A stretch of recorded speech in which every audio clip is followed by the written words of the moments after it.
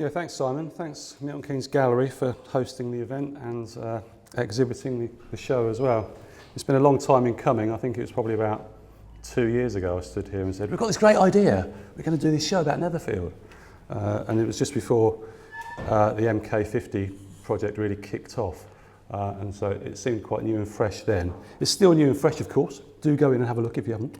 I'm going to talk a bit about the sort of development of the project, how we got to be where we are, and then Simon's then going to talk a bit about more of the sort of aesthetics, architectural, photographic aspects of it.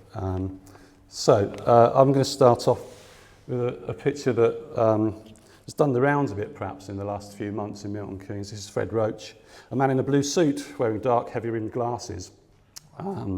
He stands in front of a steel image of black vertical horizontal lines. He's picking out the future of the city. He's picking out the grid lines. He's picking out the colourful Mondrian-esque shapes of his different zones that he's planning to build.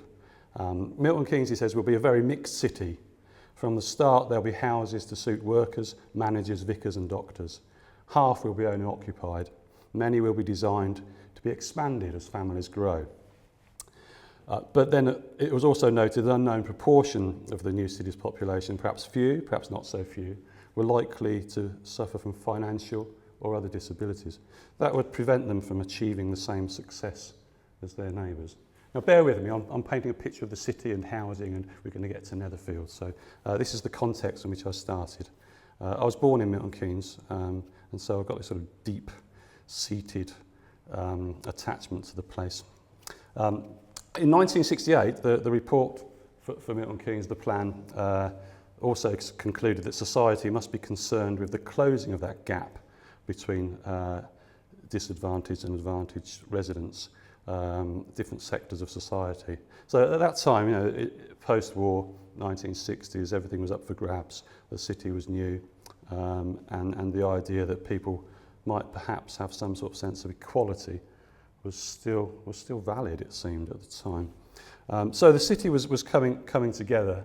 A design agency was commissioned in 1972 to produce some posters to imagine what this city would be like.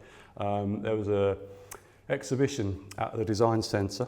Minali Tattersfield were commissioned how to describe an imaginary new city to the 150,000 people, Londoners, who were to be encouraged to leave their homes and communities to come and live here, a place that didn't actually exist. So the designer of these posters told us that for a city not yet built, we aim to create a sense of what living and working in Milton Keynes would be like. So with these posters, we've got a series of examples of how an imagined future could be presented. And they talked about health, they talked about education, they talked about houses with sundials on the wall in Stony Stratford, and they talked about what the future would be like here. And they tried to sort of portray this imaginary idea. What does it look like to live in a city that doesn't exist? And that kind of speaks to a sort of thing that we'll be talking about later. I think we're talking about in the show about how you can produce an idealised image, perhaps, of a housing project and how that relates to what actually might come about in the end. The future of the city is another conversation and another meeting perhaps, but we're in that future now. Milton Keynes is smart. Milton Keynes will be the capital of culture.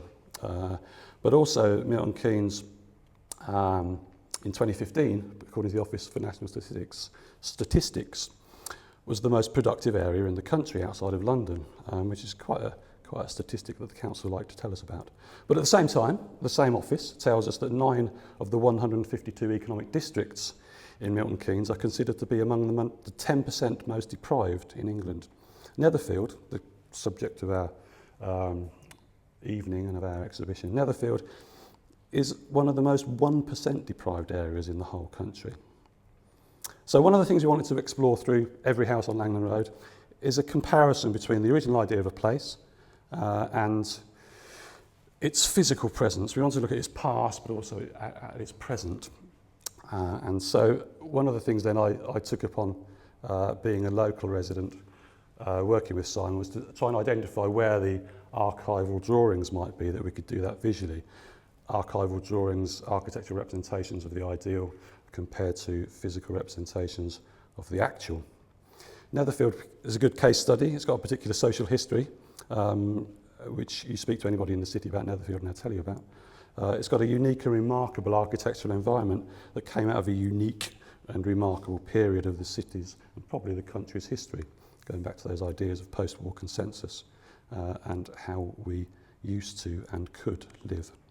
So, where were the drawings? The Corporation Archive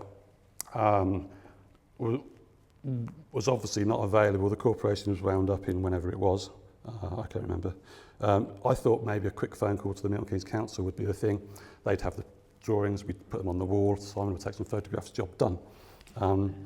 It wasn't quite as simple as that. Obviously, the corporation had wound up. The council had some planning drawings that they used for applications for existing projects, but they weren't much use really. We wanted an extensive elevational run that we could make a comparison for, a street that you can't see other than perhaps when we might be able to represent it in a single shot. The council were, as I say, not much use, and the reason for that is because the corporation's archive had been handed down through the various governments' attempts to deal with the new town legacy. The Homes and Communities agencies did have a database of the corporation's archive, and in speaking to them, they told me that they had a tube of drawings which were labelled Netherfield 1971. We were onto something here, I thought, and that archive had then been handed over from the council to the Buckinghamshire County Council. It was being catalogued at that time. I think we're probably talking about a year or so ago now. But there were no tubes, there were no drawings. There was an archivist who'd just been appointed to do the job. She was incredibly helpful, and she did get in touch at some point and said she'd found the drawings. But the reason she couldn't find them was because there were no tubes. They'd been turned into microfilm, so there was a big pile of aperture cards. Simon and I spent a very frantic morning at Aylesbury shuffling through these cards, looking for these drawings that we knew should be there. There's a slightly poignant emotional story there about the fact that I think perhaps my sister was responsible for scanning those drawings onto those aperture cards because she used to work for Microfilm Systems Limited. And so there was this particularly personal moment that happened there when I came to that realisation. So put them in a viewer and you see a drawing. And so 8 blocks in a terrace in Netherfield. There were only 7 drawings. And so we had a bit of a gap, but we were certainly onto something, we thought. And so we had a run of the landscape, the terraces, and the architectural device, if you like, for Netherfield is the constant roof line and the way it sits within the landscape, which you can just see there in that drawing. You can see it better across the whole site, of course. I'm sure Chris and Mike might tell us more about that later. And so the Corporation Archive also has the minute books from the meetings. So not only have we got these access to these drawings, which is an incredible resource, there's loads of them there. We've also got access to the decisions that were made. We can track the progress of Netherfield and many other things through the city. We can find out about the meetings where Derek Walker, Chief Architect, presented the plans. He argued for their stylistic integrity and eventually won over critics, some of whom had quite different views on what sort of houses people wanted and what sort of houses the corporation should be building.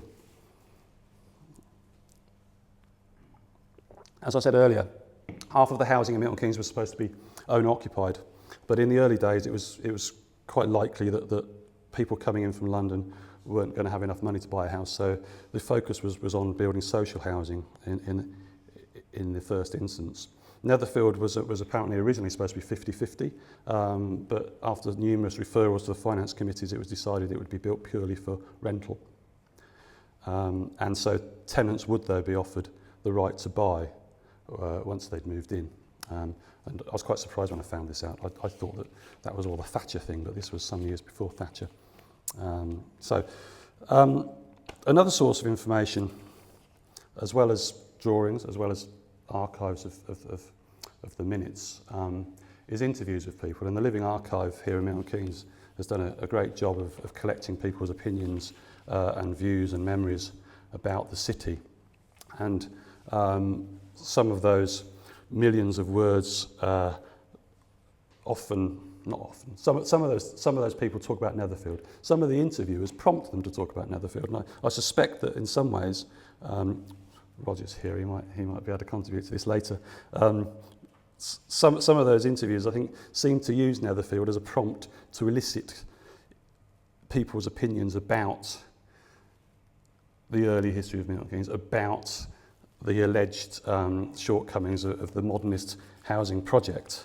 And some of the interviewees also had some things to say about modernist architecture and modernist architects. And this is where we've come to the architects themselves.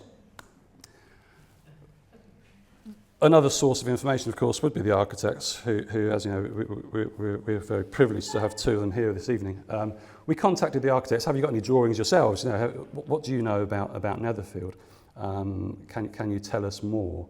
And it turns out Derek Walker invited the four to propose a scheme for about 1,000 homes in the south of Milton Keynes. And there's quite a mythology about these architects, which numerous meetings here. I've been to Fred Roach Foundation meetings where people talk about the early days at the architecture department in the yellow box where the architecture was done.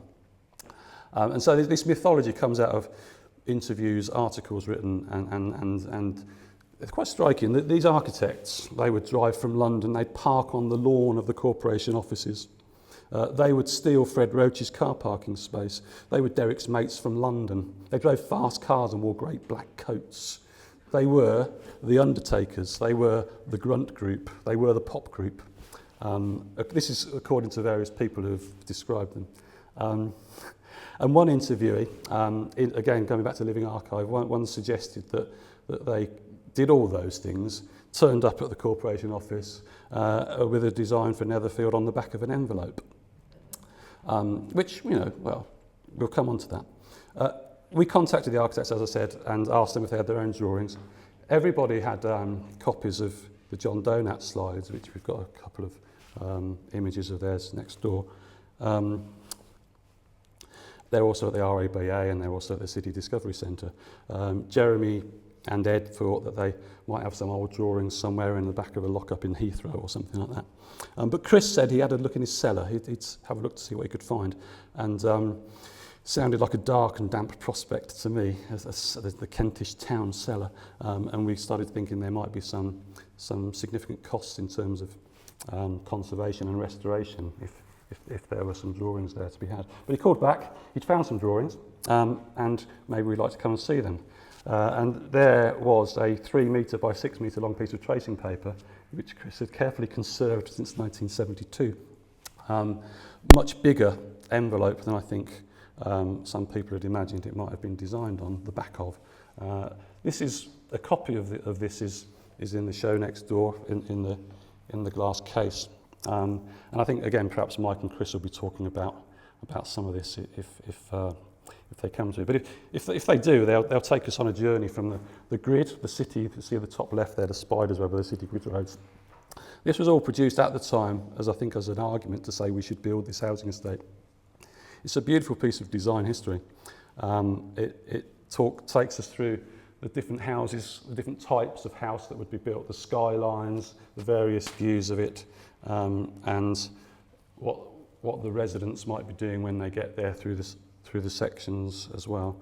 The architectural critic, Robert Maxwell, reviewed Netherfield in 1975, imagining an estate populated by architects and artists as much as anybody else. This is a quote. "In the garden, cousin Amadei's hens adapt as best they can to suburban conditions under the benign supervision of Le Corbusier, a frequent visitor to the locality. This is an estate of pure rational modernity where people would live their lives that in the 1970s we might wish for or hope for. There were other drawings that Chris also had in the same roll, actually, in the same tube, which give sort of different perspectives on the housing estate, different views, different landscapes, and Simon's now going to take over for me and give a different perspective on the project. Right, okay. Well, this perspective drawing by Mike Gold, we've discovered it's attributed to him, provides us with another view of Netherfield, the idealised view of what the estate. This is part of a long panorama. This is another part which brings us closer into it. And this kind of leads us into a route whereby we can sort of discuss the representation of architecture through art and photography and ideas and concepts. And it kind of leads me into talking about a concept that Rayner Banham conceived in his early seminal article, The New Brutalism, of 1955, where he talks about memorability of image and ascribing this condition as a requirement of great architecture. So through this kind of representation, through this kind of idealized view of this perspective and this kind of rhythmic construction marching through the landscape, we can bring ourselves into the notion of memorability of image. And here we can see The Mystery and Melancholy of a Street by Giorgio de Chirico, painted in 1914. Strange image to bring up, but I think there's reasons for doing this. De Chirico was an Italian artist. He produced most of his work of this nature before pre-World War I, and was the founder of the metaphysical art movement. In terms of metaphysics, we're talking about ideals of first principles, abstract concepts, such as being, knowing, identity, time and space. These images had a really great influence on the Surrealists, as you can probably see from there.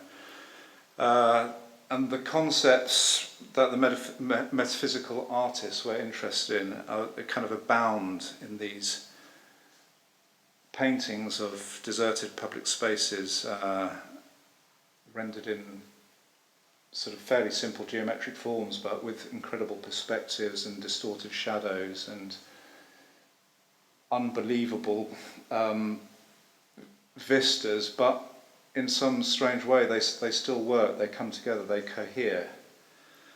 The low sunlight, the deep and irrational shadows, walkways, pretentious silences create this kind of enigmatic poetry that resonate with the long vistas of Netherfield terraces, I think. The fins standing in for the piers of De Chirico's arcades. There's something quite beautiful about that, and I see no reason not to sort of contrast that with a De Chirico painting, The Mystery and Melancholy of a Street. So I'm not really saying that surrealism and metaphysical art kind of play a great role in the conceptual development of Netherfield, but there are certainly these visual parallels with that painting and with the way that these Netherfield terraces sort of sweep off into these distant vistas, these distant horizons, particularly in the more Mike's picture that we saw earlier, those perspective drawings of the state with that distant horizon line and that kind of feeling of endless space. So, from the surreal, we move kind of into a different space here. In this photograph we can see the empty streets, the deep perspective and shadows of De Chirico, but there's an objectivity here that points us in the direction of functionalism and modes of representation yet to be developed by future generations of artists. This is an estate by JJP Out, I think his name's pronounced, who was a Dutch architect and an original member of the De Stijl group, coming back to Fred Lloyd Roach and his rather marvellous De Stijl plan of Milton Keynes. In 1918 he became the municipal housing architect for Rotterdam, and he's certainly considered a pioneer of Dutch functionalist and rationalist architecture. His best known works are housing schemes, and this one here is Kiefhoek in Rotterdam. Here he presents a kind of complete modern neighbourhood. Obviously this is a bigger estate than just this picture, but it keeps the traditional concept of the street, and it comprises sort of elongated rows of up to 300 standardised dwellings. The blocks have a unitary aspect, and they elaborate the concept of low budget public housing. And I think particularly this we can sort of move back in time and space, and we can go through these kind of ideas of influence and representation. Certainly I would say that this kind of image comes to mind when I'm looking at Netherfield and the ideas that Mike and Chris might have had in terms of how they were going to create an entire neighbourhood, which is what they've been commissioned to do within a grid square. So they're trying to create a township almost self-contained, with its own shopping centre and amenities and community centres. So really here we're looking at a different way of representing the architectural form and the architectural vista, and this kind of certainly brings into play the idea of objectivity and displaying the functional rationalism of architecture. And in an essay that JJP Out wrote about his concepts of standardisation in 1918, an article called Architecture and Standardisation in Mass Construction, he wrote that the architect acts as a theatrical director, stage managing mass products into an architectural whole, creating an art of proportions. So here we have some ideas that maybe Chris and Mike were interested in at the time they were thinking about Netherfield. So Netherfield we can take maybe as this kind of rationalist standardised kit of parts, mass production. There's a model there, photographed by John Donat, which shows the structure, the initial concept of Netherfield sitting within the landscape with the constant roof line, moving through that kind of idyllic country vista, which most of the country was originally there. The idea was that the estate would interfere very little with what was already there and sort of adapt and form around it. So a lot of the hedgerows and tree lines and everything were retained. So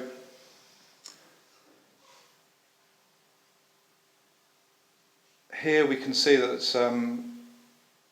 we've got something that sits very well in the landscape. It's a kind of it's minimalist, it's functional, but it kind of has its own idea of where it wants to be within the landscape, and we can almost begin to compare that with a piece of minimalist land art. So here we've got various views of a piece by Richard Serra, who's an American minimalist artist, most well known for his steel constructions and assemblies.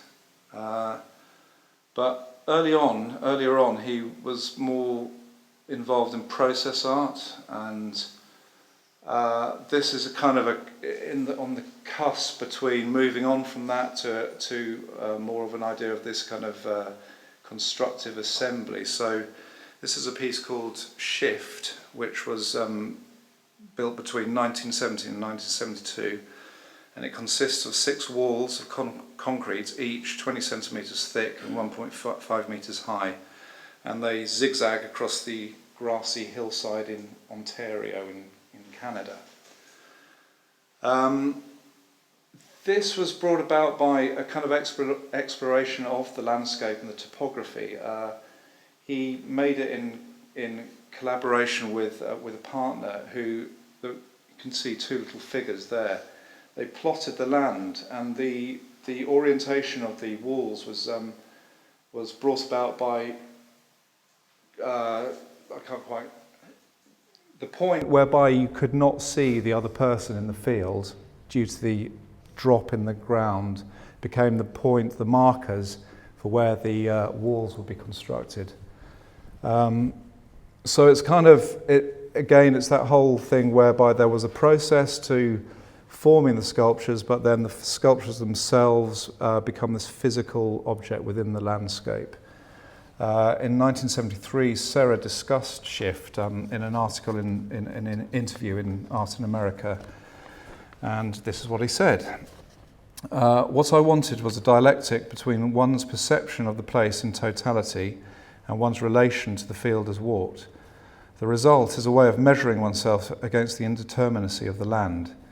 As one follows the work further into the field, one is forced to shift and turn with the work and look back across the elevational drop. From the top of the hill, looking back across the valley, images and thoughts are remembered, which were initiated by the consciousness of having experienced them. So it's this kind of experiential activity that eventually manifests itself in this physical form that zigzags through the landscape. Darren and I walked a lot around Netherfield when we were discussing and thinking about this project and what to do, how to represent Netherfield. Because it was somewhere we'd always been, well, I particularly, I mean, I can't speak for Darren, but I think I can say he's enthusiastic now. I've always been particularly enthusiastic about Netherfield, about this way it sits in the landscape, and we were conscious that it was coming up to Milton Keynes' 50th anniversary.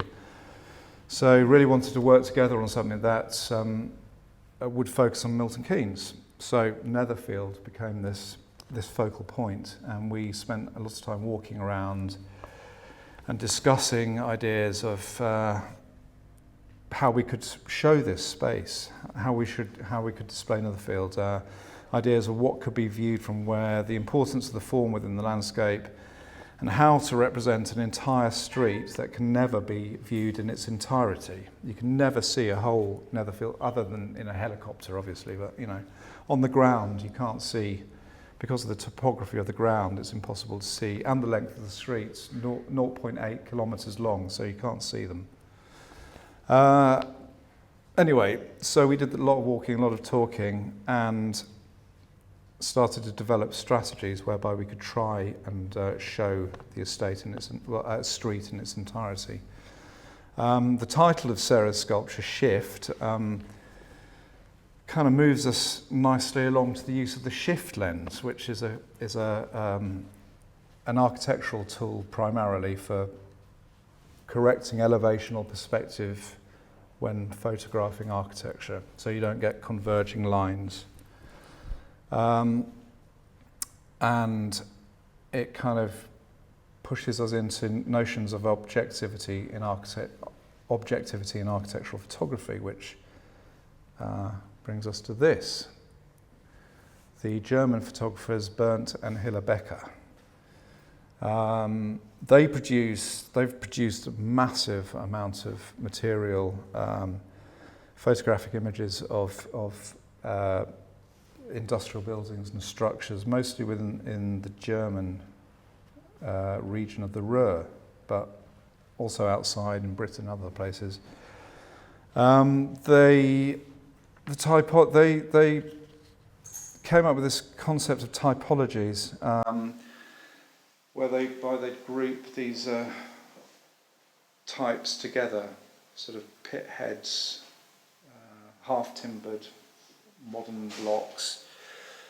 They were shot in a very straightforward objective point of view using a shift lens and a large format camera, and they only shot on overcast days to avoid deep shadows and over modelling of light.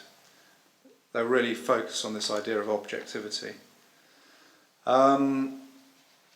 So their straight on, perspectively correct documentation of the industrial and architectural subjects grouped in typological grids provides a means of representing a series of related images, and that's kind of what we were starting to look at. We needed some way, how do you photograph 100 houses on a road, and how do you put that together? But it gave us an idea that maybe it was possible to represent an entire 800-metre terrace much in the way that architectural elevational drawings do. Which brings us to those archival drawings. I think I skipped one there. So, the top row we have the archival drawings that we found in Aylesbury. And below we have every single house on Langland Road, correlating directly up, with each other, and providing this sort of comparative document of the ideal and the actual. And this is every house on Langland Road, which maintains the constant roof line and allows us to see the shift in the topography of the landscape as the houses rise in level or diminish in level and then rise again. That's the missing drawing that we couldn't find in the archive.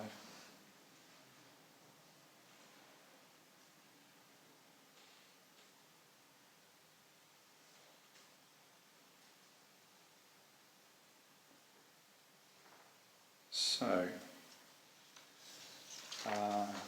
as we come to the last house, which unfortunately has been cropped off there, but that is the last house on Langland Road, we think it's probably time to acknowledge the precedent of Ed Ruscha and his book, Every Building on the Sunset Strip. Very influential book made in 1966. This book that Ed Ruscha produced charts, as it says in the title, every building on the Sunset Strip in this fold-out leporello you can see here being displayed, which actually folds out fully to 27 foot long. As in Ruscha's book and the Becker's archiving the built form, the emphasis of our exhibition and the output of our investigations of Netherfield, the emphasis of every house on the Langland Road is on the recording of the elevational plane. The collateral damage in the foreground of the images that preceded this is to be expected. The radical pruning of foliage, bushes, trees, the cleaving of cars is incidental. What is important is to represent a cohesive image of the building's facade as a photographic elevation, representing the terrace in its entirety. Just flick back. As we can see there, the photograph is all about the building and its relationship to the ground. We forget about the building, the car that's slightly cut off, the fence that is only half a fence, the path that recedes in an odd way and is cut into bits. What is important is this constant roof line. Every house is represented in a perspectively correct and corresponding to the elevation drawing. So there's no perspective on the fins, they're straight as in the drawing above. So I think we probably achieved that in that exercise. And it allows you to see Netherfield as it is now as an elevational photograph rather than a more traditional architectural photograph.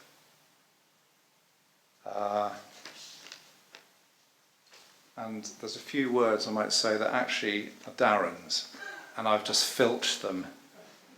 But I think they're important just to place the context of the display next door, which I hope that everyone has seen. In the exhibition, we make a visual comparison between the plan and the result, between the long straight lines of ink and tarmac, presenting a montage of the archival and the everyday.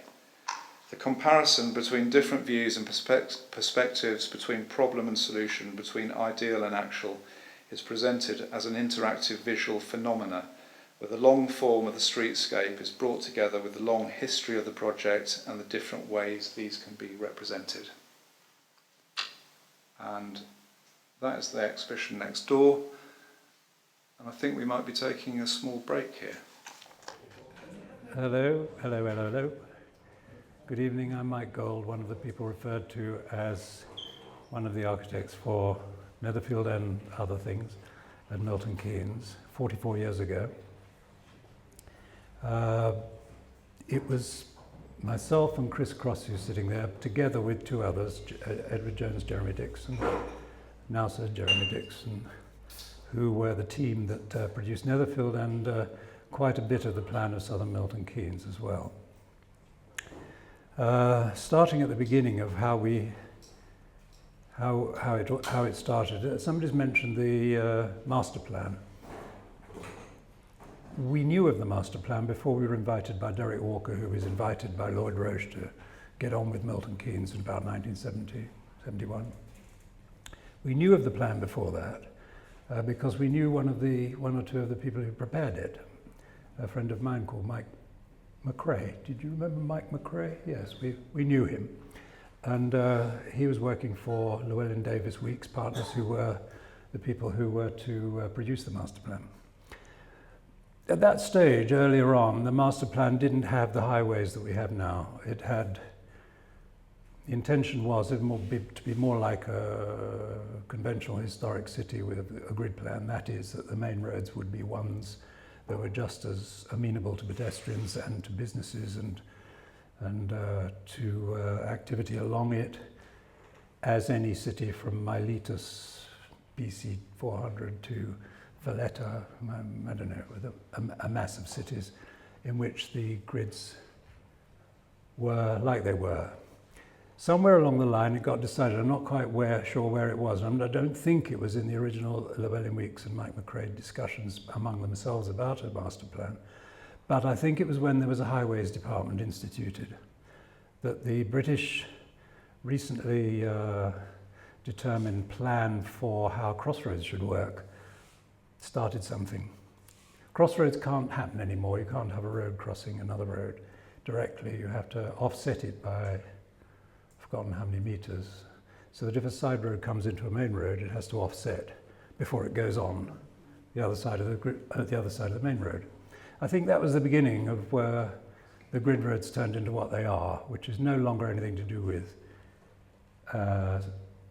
real estate and sites along them and in them, or pedestrians or anything else, but became this abstract thing. A grid which was sanctified, you can't use it, you can't be on it unless you're in a car. The result of that was where we found ourselves with grid squares to deal with. Because before that it wasn't grid squares, it would be like, let's say, New York, an avenue that goes this way and a street that goes that way, and they go on and on. There was a fear of traffic lights and enthusiasm for roundabouts, and a secondary enthusiasm for these offset minor roads. So when we arrived, we were faced with a grid square, 1 kilometre by 1 kilometre-ish. Our remit was, along with Derek Walker, who died only a few months ago, the great leader, or our leader,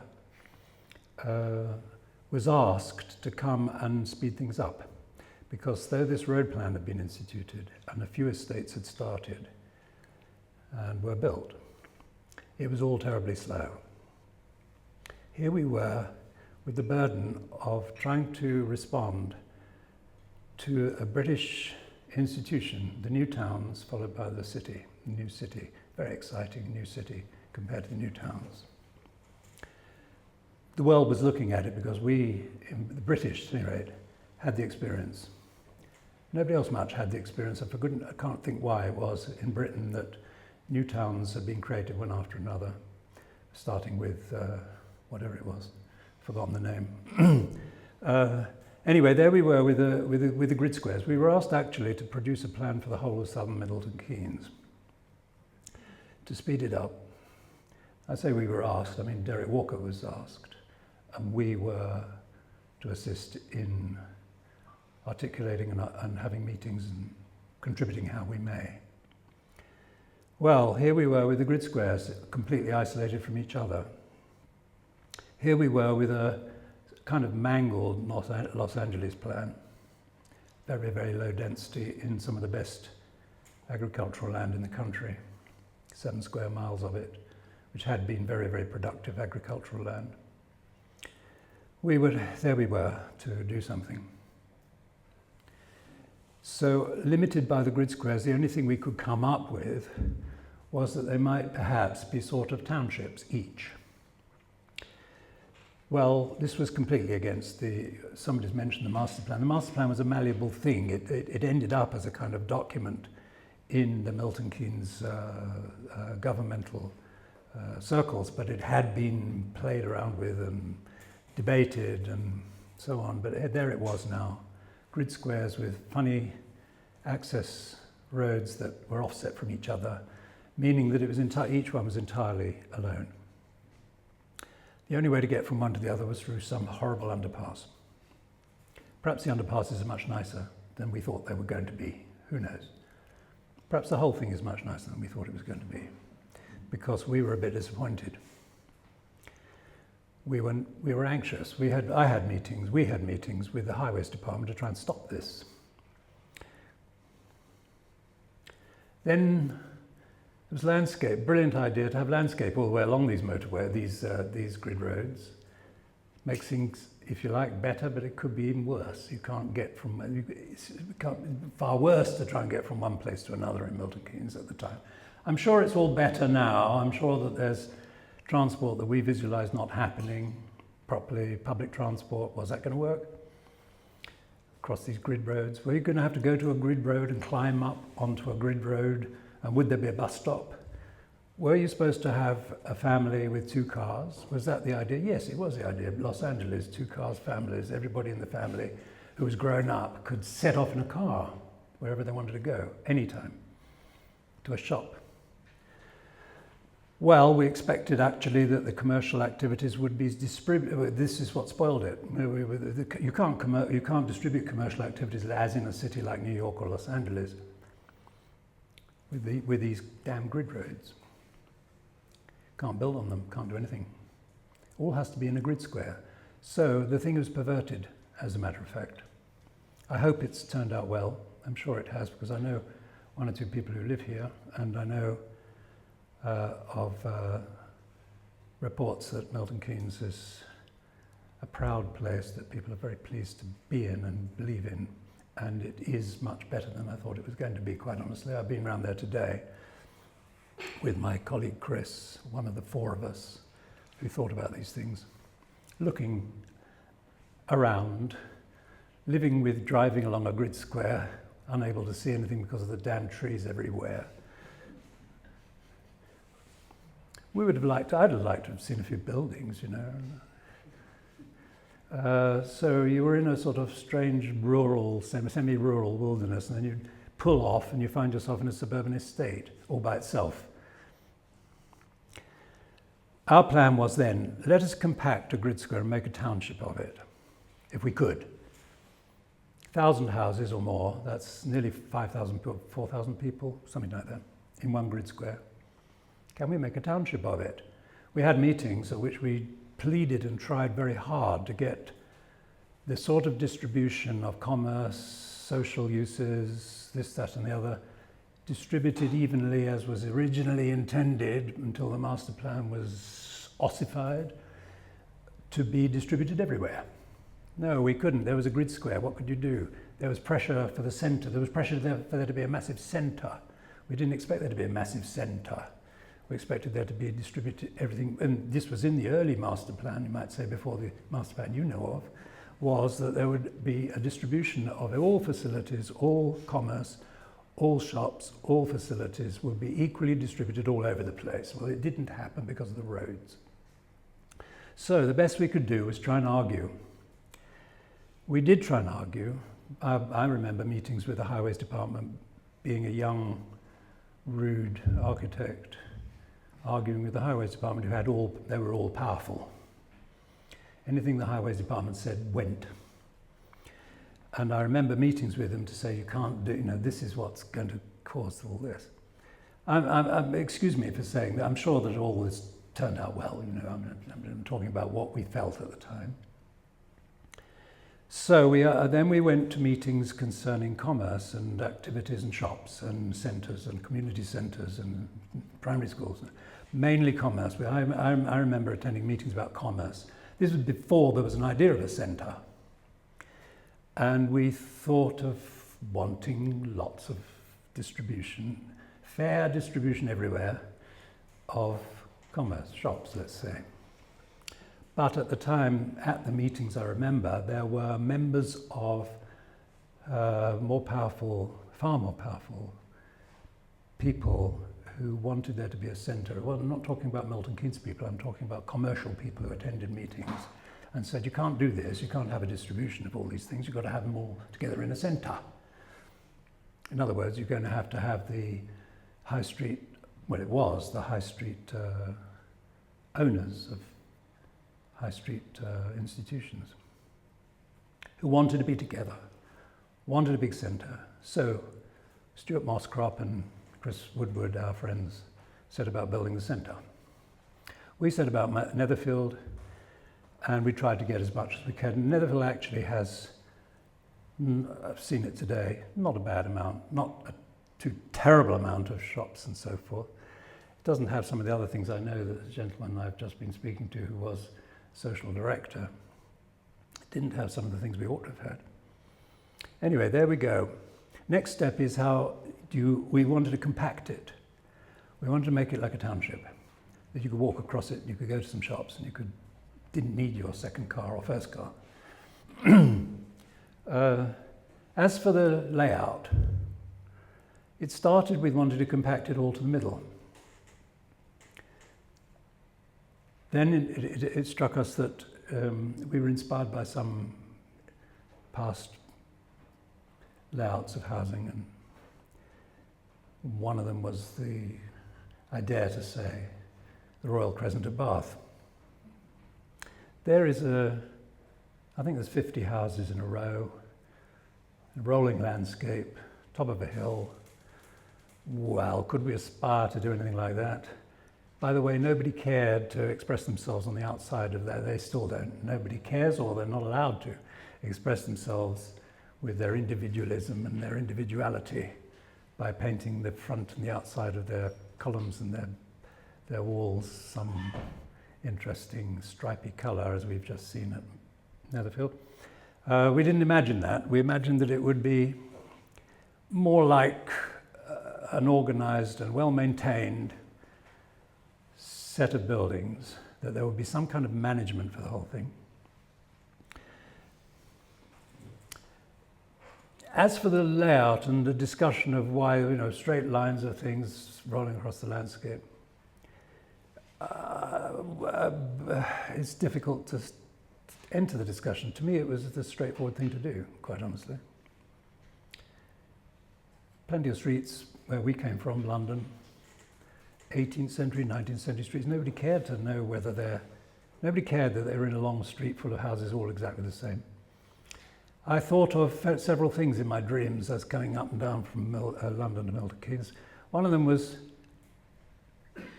a 19th century evening party. How would people be dressed? The men would all be dressed exactly and precisely the same from top to toe. They would be exactly the same in their black tie and their tails and their white and their things, but everybody wanted to be the same. The women at that party would be quite opposite. They wouldn't want to be the same. They'd probably want to leave if they found themselves wearing the same dress as anybody else appearing at it. So here we are with a sexist discussion. The men were quite happy for it to be even, that they could be hidden behind an anonymous facade, which was what was wanted by those 18th century people in London. The ladies, on the other hand, and I'll stop talking about men and ladies and say that it could be bits of each and everywhere as to who wants to be what. But the strange thing about Netherfield is that there was at the time a convention, very widespread, that it was the individualism that should win. You mustn't have, we had done schemes, we had done built buildings before we did those at Milton Keynes, and we had had criticism already. You can't do this. It's like a prison to do its buildings in a row, all the same. It's fascist. I thought perhaps this evening we could stir up the same goddamn debate from 44 years ago. We probably can. There are probably plenty of you here who think this is nonsense, this is appalling. You should have little houses. They're what we call Heron folk vernacular. Anyhow, here we go. We concluded that what was wanted, and this is very simple, it wasn't a clever artistic phenomenon. It was here you could have a house of your own with a good garden and a park opposite your house, if only they were relatively narrow and built in terraces. You get the benefit. And indeed you do at Netherfield. You do get a house of your own with a fair garden at the back of it. Well, it's a terraced house, so I don't know how many of you will be happy to live in a terraced house, relatively narrow. I think they're about 5 meters wide.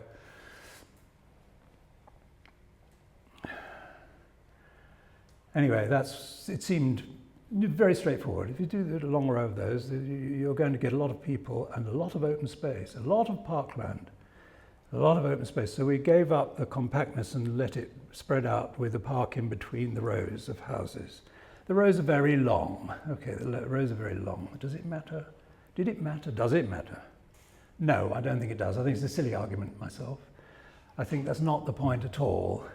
It's very straightforward, is my response to those in the past who have said, this is terrible, it's an artistic nightmare or something. No, it's very simple and straightforward. Now, what's wrong with Netherfield now, today, as I've seen it today, is how it's been maintained. It's very, very badly managed as a whole. I don't really want to get involved in whether they're for rent or for sale or whatever. That social aspect of rental versus sale is not what we were concerned about at all. We're concerned with building housing all at a decent standard. And what I do care about now, still today, is two things. One, why does it look so dreadful in many parts? Not about who lives there. It just needed a management over the whole thing to look after it. And I think it should, today, have a management to look after the whole thing. Now I've heard, and I may have it wrong, but I've heard rumours that, oh yes, well, it's understood by the council that it does need that because it's falling apart in many places. It does need that. And there's a degree to which I feel very guilty that we didn't do it in a manner where everything lasted a lot longer without needing maintenance. But there it is, it needs a lot of maintenance. And if it were maintained and the cheeks were all painted and all the doors were repaired and so on, I'll take anybody who's going to say to me, it's terrible anyway. It's not terrible anyway. If it were properly maintained, and if only there was somebody from the council here who'd listen. I understand that the only way this could be afforded would be by giving away a lot more land for housing by some entrepreneurial development company would come in and they would be given some sort of exchange deal. They get cheap land, build some housing, which the council wants, but they would be asked as part of it, not necessarily to do affordable housing. Instead, they might be asked to do the maintenance and maintain that estate, if that estate was maintained properly. If it hadn't been, and one or two other things, I think, I know I'm going to put my foot in it here and be in trouble. It's been over-landscaped. Originally, it was meant to stand there in relatively open land, rolling along. There you go, that picture. Rolling along. Yes, it's a very good place for children to be. It's a very good place for anybody to be. A very good place to be with your dog, whatever. Very nice landscape. But it's been over-treated, which is a shame because that money has been spent. And it's got some lovely lush planting all over the place, which is what landscape architects tend to want to do. But it didn't need it. All we had was that the original hedgerows were still there wherever the land was open, wherever there weren't buildings. The original hedgerows and trees, very nice. Some rolling landscape. Yes, let it all be grassed instead of being, okay, productive cabbage fields. Fine, let it be grass. And that's all that was needed, really. Plus, it got some play equipment. Very good, very good. Anyway, to me, it was just straightforward rather than being some big, arguable aesthetic concept. I've forgotten to just show another couple of slides. May I just, Chris, do that before? This is some of what we were involved in. That's Netherfield, as you know. That's Coffee Hall. At the time, in the strange situation we were all in, I found myself asked to do Coffee Hall all by myself, which I did, with assistance. Coffee Hall seems to have lasted okay, sort of. It was meant, well, I won't go into Coffee Hall. This was just you've probably seen this drawing more or less, except that, see that's curvy thing? That is called Canalside Housing, which we proposed along the canal. Some of it got built. And we were wanting to positively take no notice of the idea that you had to have variety. So this was quite good, along the canal, long, repetitive, all exactly the same. Bunch of housing. This you've seen. These you've seen. This is more or less you've seen. And that. Here's my final thing. I drew this last week. This thing round here, this stuff, is harking back 44 years to this. We've become different architects since then. We do completely different things. But inspired by the whole backward-looking thing, this is a block of flats that goes around here. Marvellous. Still got some trees. You drive along here and you can see a fantastic vista of cheeks of going on and on and on. Repetitive, repetitive, repetitive. This time curved. Really nice. And the point is that this is a rational way, like the rest of it was a rational plan. Simple, rational way of building a lot more housing without interfering with those parklands between the houses. So I started it as a kind of joke to see if there was any provocation still, any mileage still to be had about the argument of uniformity and regularity and so on. But I've ended up thinking, oh, actually, this could be done. Thank you. Just a few things around the edges of what Mike was saying. We began as students together at the Architectural Association, and we were there in the late 50s to the 60s, 64. And it was a time when that school was very, very closely connected to social building issues, and it had very good connections to government offices and people who were doing real projects. so the kind of progression of projects that we took in, if we go through, led from a house to housing to public buildings. And in my last year, many others also did the same thing. I did a big housing thesis, which was an area of Harlow New Town. So the spirit was there to be involved with public building. Of the people who were teaching there, their influence, the Smithsons were very strong influences. And there was the saying that what we should aim at was a high standard of ordinariness. Not demonstrative, shouty buildings, but high standard of ordinariness. But there was also Rena Banham, many other characters who were part of the school, and we had a lot of interest in America, but we went, the generation just before us, the Norman Foster, Richard Rogers generation, went to America and did master's programs there or whatever. They really wanted to get into America. We were interested in America, but we didn't go to that extent. But we visited and looked at things and were certainly influenced by their town planning. I remember a book by John Reps about American cities. It was about many of the cities that were set out in America, towns and cities in the 19th century, often very, very quickly. There were very simple, big projects done without any great fuss. In this country, we simply have lost the ability to deal with big projects in simple ways. You look at something like Heathrow, it's a dreadful mess. But I don't know what it is about our psychology, but we've somehow lost the ability to do simple things.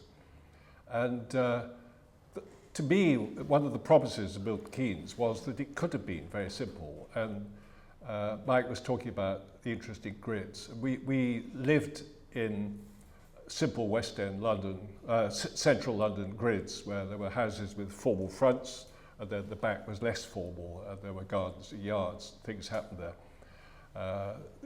The street was respected, carefully made. The back was informal and could be changed. So all that was a strong influence. We did many public housing projects after we were students, before we got involved with the Development Corporation, and also other projects as well. But there was a particular office that we connected to, which was the McManus office. Frederick McManus had been in practice with Armstrong, and they had a very good reputation doing public buildings. Armstrong retired, and McManus took 3 younger partners, and they had a lot of work coming in. But when we had contact with McManus, I think we thought he wanted another kind of energy in the practice, and he asked us if we would go and do some work there. And gradually we brought in quite a number of colleagues to work in that office. And we did public housing projects all over London. And we were working in an offshoot of the office in Gloucester Place when Derek Walker made contact and came to visit us in the office. I don't know if he talked to McManus, and said, would we like to come to Milton Keynes? Would we come and help him with the project? So we went from that background to the new city. Mike and I went first, and all the discussions about how the grid squares work, building on the grid squares, could we straighten up the roads. I went, not long after we were at the Development Corporation, I took a holiday, went to Los Angeles, Santa Monica, to look at Wilshire Boulevard and see how the systems work there. Why couldn't we bring the kind of American directness to work in Milton Keynes? We also talked to people in the Development Corporation about the way that, for instance, in Paddington in London, Westbourne Grove works, where there are main road down the middle, slip streets, and then buildings, which are quite chunky buildings, 4 or 5 stories high. But all that fell on deaf ears, and the determination to have the road system slightly curving, lots of planting, came in. I noticed that Murray Fraser, in his book about the special relationship, which is about how this country related or very much respected American architecture, he says Derek Walker was responsible for the planting zones. I'm not sure if that's true, but it might well be true. Anyway, after our attempts to not have them and engage more directly with the roads, we had to then work within the grid squares, and Mike has described the process of being involved with that. As the project developed, various things came up. I remember there was a conversation about the people who the Development Corporation might like to draw in to work in the city as builders. They were very interested in big builders, system builders, organised people. And there was a conversation where it was suggested we ought to be designing a project which could be built out of concrete, precast concrete, steel, brick or timber. And it's quite hard to design a project which, as you develop the detail of the thing, can be flexible to all those different possibilities. In the end, it became a timber system with light cladding, which suited us. And we were very influenced, I think, by, well, from our AA experience, we were very interested in the architecture, like the work in Holland. And the Smithsons did a publication, The Heroic Decade for Architectural Design, which was a summary of many, many projects across Europe, particularly in France, Germany, Holland.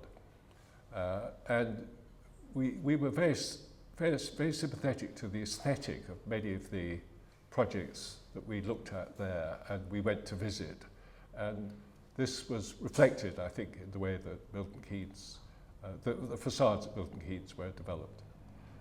At the back of the buildings, we then thought that arrangements could be more flexible and that the rear areas could have become more varied. As you know, in areas in London, you find there are many changes and things adjusted, and quite surprising and interesting things in the back areas. I'm not sure really how far that's happened here. I suspect less than one might have suspected. Anyway, just to finish, I agree with Mike that I think it's a pity that it looks not so well managed, that the sense of things lying around, rubbish, things not cared for, is a great, great pity. And otherwise, I suspect it would not be very difficult to sharpen up the fins and make certain details of the buildings work in a way which is less distressing than the way they look at the moment. So I'm optimistic that things could happen that would sharpen up Netherfield, and it would be nice to keep it. Thank you.